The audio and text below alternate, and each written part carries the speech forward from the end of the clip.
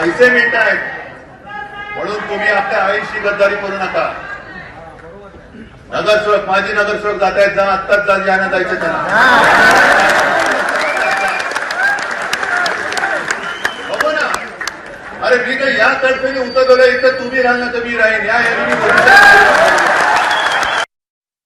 तुला तर आम्ही गाडणारच, तुला काही जास्त ठेवायचं काही कारण नाही. तर असलेलं ते संरक्षण आहे ते 10 मिनिटासाठी बाजूला कर.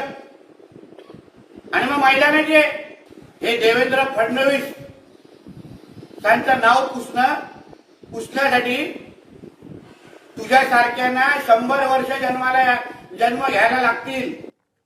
उद्धव ठाकरे हे बहुरूपी आणि फिरतं नाट्य मंडळ आहेत, अशी टीका भाजपचे आमदार नितेश राणे यांनी केली.